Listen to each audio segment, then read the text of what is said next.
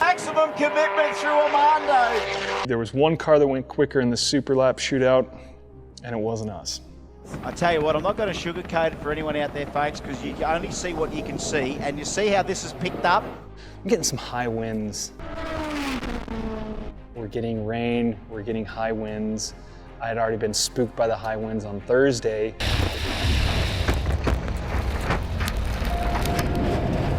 And just couldn't believe it. I stood there in pit lane, just looking around, just like. I think they send the slowest car out first in the shootout, right?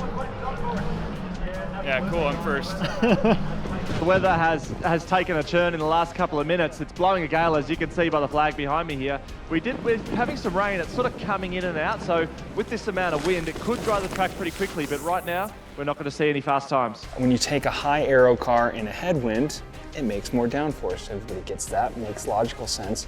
But you don't realize when you turn sideways into that same wind, when it's no longer a headwind, how much downforce is reduced. All right, we've had a message come through from turn 2. It's raining in turn 2. And remember, some of our time attack cars may not have windscreen wipers either. Bando, son, look at the front end on that car through Armando, chattering with all of that downforce on that front clip. And honestly, the wind scares me way more than the rain now, because I can judge a wet track, but the wind, it comes in gusts and really affects the aero on these high downforce cars. So I was definitely more concerned about the wind, which we had plenty of that day.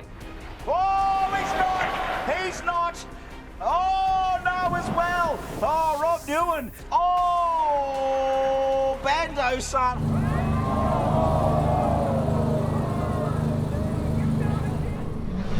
Not good. There was only one car that went quicker in the super lap shootout, but I saw super talented drivers and teams dropping wheels and driving off course because of the wind and the wet track, and I'm not immune to that. What we're seeing here in these blustery conditions is a complete negation of the aerodynamic assistance that these massive carbon fiber packages afford. I'm standing here in front of the LYFE Motorsport R35, and I'm sure he doesn't like me saying it, but it was in very similar conditions to this on Thursday that Powelson actually left the track.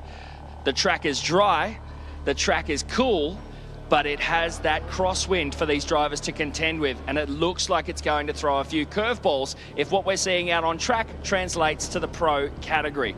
I had to take the track as it was. I wasn't going to shy away from my goal, and I needed 0.03 of a second essentially to get that.